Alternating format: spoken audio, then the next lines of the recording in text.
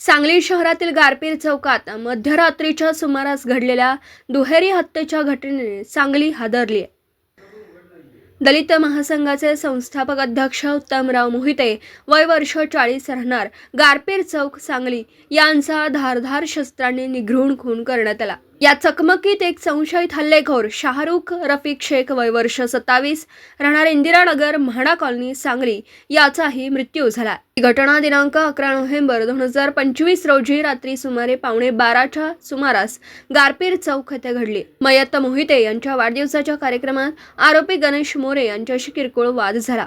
त्यानंतर आरोपी गणेश मोरे, सतीश लांडे, यश उर्फ बन्या लोंढे, अजय घाटगे, जितेंद्र लांडे, योगेश शिंदे व समीर ढोले या सर्वांनी मिळून चाकू, लोखंडी रॉड, काठी व धारधार हत्यार वापरून मोहिते याच्यावर हल्ला करून त्यांना ठार मारलं. दरम्यान हल्ला थांबवण्यासाठी मोहिते यांचा पुतण्या युसुफ मोहिते पुढे आला असता त्याच्यावरही आरोपींनी वार करण्याचा प्रयत्न केला. त्यावेळी झालेल्या झटापटीत शाहरुख शेख हाही गंभीर जखमी झाला. त्याला तातडीने सिव्हिल हॉस्पिटल सांगली येथे दाखल करण्यात आलं, मात्र उपचारादरम्यान त्याचा मृत्यू झाला.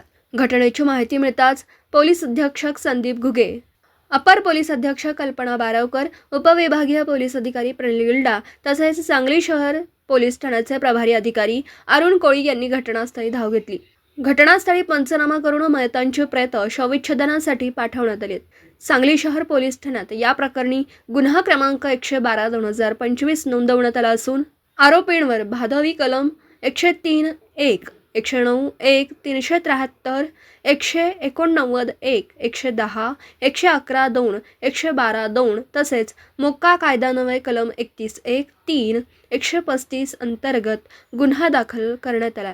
तसेच शाहरुख शेखच्या मृत्यूसंदर्भात त्याच्या नातेवाईकांच्या तक्रारीनंतर सांगली शहर पोलीस ठाण्यातही गुन्हा नंबर 513/2025 प्रमाणे स्वतंत्र गुन्हा दाखल करण्यात आला.